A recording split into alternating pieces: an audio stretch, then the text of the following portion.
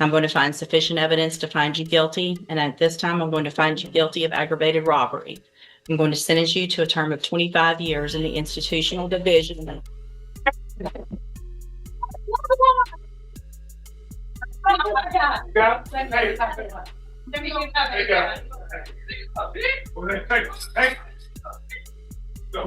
Good morning. Are you Caden Fontanet? And this is 25 DCCR 1759. Mr. Fontanet was previously in court, entered a plea of guilty to the first-degree felony offense of aggravated robbery. It was an unagreed plea. I've received the pre-sentence report. Have you both had an opportunity to review that report? We have, Your Honor. The state is, Judge. Are there any additions or corrections to the report? Not from the defense. Not from the state, Judge. And Mr. Coleman, you said you have a witness or some evidence. Actually, Judge, Mr. Rojas has graciously stipulated to the admission of the surveillance video from the convenience store in question. So Okay. I need to call my custodian record. With the court's permission, first of all, I'm offering states one. No, Judge. Make that states two, because this one was the plea admonishment documentation, please. I'm offering states two. No objection. States two is admitted. Permission to publish, Judge. Yes, sir.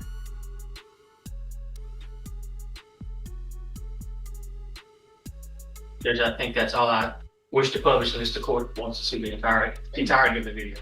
I think that's enough.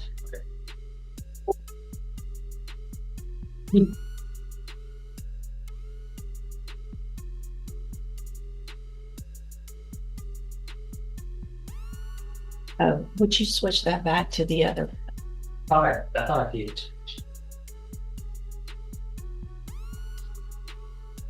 Yeah, back on camera image. Which you might too. Oh, you want to pick them?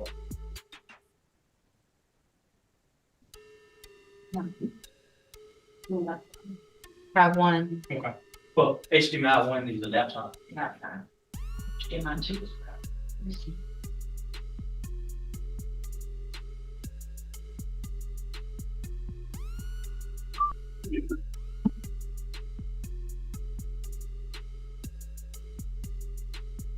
Here we go. Thank you. All right, guys, let's break this down. The video wastes absolutely no time by showing the ending first. A guilty verdict and a 25-year sentence. That immediately tells you what's at stake. Then the courtroom rewinds to show how things got there.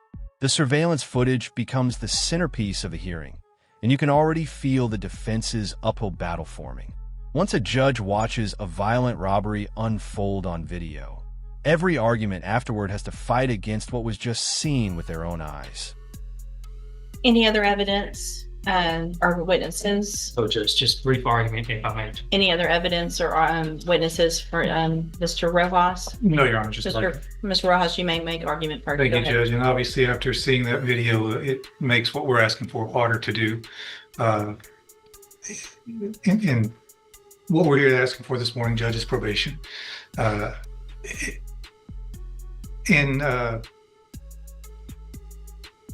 Fontainet's defense, he is a young offender.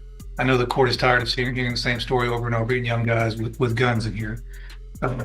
He's got a limited criminal history. I believe this is his first felony. He's never been on any kind of felony supervision, or felony probation.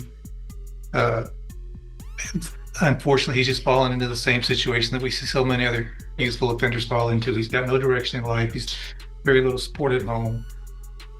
Sees no way out of the situation that he's in, so he goes and decides to rob a store and get some money. Did the wrong thing.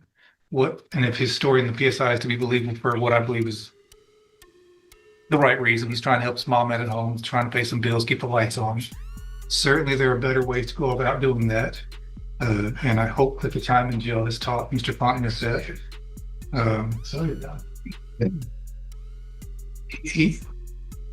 we've got options here, Judge. We can send him to prison or we can put him on probation. Certainly, he's on the road if this conduct continues, he's on the road with prison. I don't know that the day is the best time to make that exit for him. He's got a long life to live. We can send him to prison. He can be there for a few years and come back out. I don't know that he's going to get the help that he really needs in prison. There are programs available on probation that if he's serious about turning his life around, like he says in the PSI, those programs can help him. And if he does take advantage of those, it in turn would make the community a little bit safer. Because there'd be one less guy go running around with a gun when he does get out of prison, if that were the road that you chose to take. Planning on living at home with his mom. I think he has some younger siblings there. To his benefit, before he was even arrested, he started a GED.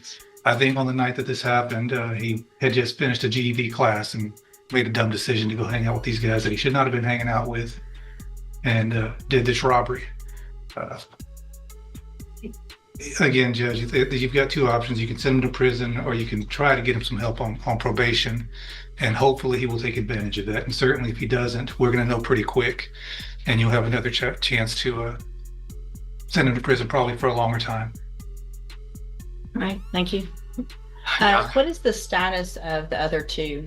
Are there co-defendants? Have they been charged? They have been charged, Judge, and I have both of their cases, Judge. And they have not been sentenced yet or No, anything Judge. like that? Okay. Now the defense steps in and tries to shift the conversation from the crime to the person behind it.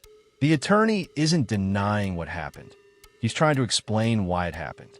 Young age, lack of support, financial struggles, poor influences, every factor is placed on the table.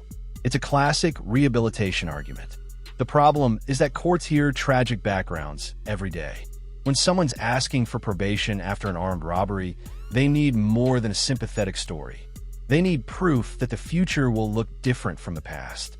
All right, go ahead, Mr. Coleman. Yeah, I'll be brief. Whether it's the Pine Club Apartments or Rogers Park or a Speedy Mart, you've seen this, and we've seen this in this community all too often. I'm preaching to the choir, Judge. Prayer vigils and advisory committees, all of that stuff's fine, but you, Judge, are where the rubber meets the road. You are that person that can protect the community from somebody like this defendant. You are that person that can either let him walk out of this courtroom on probation with a piece of paper with conditions and promises that he won't resort to this kind of violence that you saw on that video, or you can ensure that the community is safe by putting him behind steel bars, concrete wall, and razor wire fence. Judge, I'm just asking, I'm not in the habit of begging, but on behalf of this community, I'm begging that you sentence this defendant to prison. The message that needs to be sent to this defendant and his circle of friends and anybody who would want to be like this defendant is that if you pick up a gun with the intent to commit violence, you're gonna pick up a 15, 20, 25-year prison sentence, Judge. And I'm just asking that you do this on behalf of people who live at the Pine Club Apartments, who just want to live in peace, people who want to go take a walk at Rogers Park and not be robbed, and somebody that wants to stop at a Speedy Mart convenience store and pick up some snacks without becoming a victim of a robbery. That's all I have, Judge. The prosecutor takes a completely different route. Instead of focusing on the defendant, he focuses on the community. This argument is all about consequences and public safety. He's essentially telling the judge that this decision is bigger than one person standing in court. Every victim, every neighborhood, every future offender becomes part of the conversation. It's a calculated move because judges aren't just sentencing crimes, they're weighing risks. And the prosecutor is making sure the risk side of the scale gets very heavy. Thank you, Mr. Coleman. So, Mr. Fontenette, there was a time some years ago that there really wasn't even a question. State's attorneys were recommending youthful offenders, probation, let's give everybody an opportunity. And things have just changed in such an incredibly dangerous way with young people doing what I just saw you do on that screen. I cannot imagine the fear that that person had that was working in that store, that he now has, just trying to go to work, make a living, and go home. And he has 3 people come in and not just grab a little quick something and run out, but terrorize him for quite some time. Pulling him around, yanking him around, putting guns in his face, all 3 of you. I also, in addition to the PSI, get jail incident reports. And you apparently like to fight and jump people, which is what's been happening in the jail. So it makes it very difficult for me to go, oh, this is somebody that's going to get out and behave, who can follow the rules, because you can't even follow the rules in jail. And the pre-sentence report shows that you're a high risk level, which tells me that after they've looked at everything, that you don't have, unfortunately, a good likelihood of being successful if I were to put you on probation. And Mr. Coleman's right. We're tired of it. And there's got to be something done. So in cause number 25, DCCR 1759. This is the moment where the defense's chances start collapsing in real time. The judge makes it clear that the robbery itself was disturbing enough, but then she adds something even more damaging: the defendant's behavior while sitting in jail. That's a major problem. If someone can't follow rules in a controlled environment while awaiting sentencing, it's difficult to convince a court they'll suddenly thrive on probation. Add a high-risk assessment on top of that, and the path toward prison becomes increasingly obvious. I'm going to find that you entered your plea of guilty freely and voluntarily. I'm going to find sufficient evidence to find you guilty, and at this time, I'm going to find you guilty of aggravated robbery. I'm going to sentence you to a term of 25 years in the institutional division.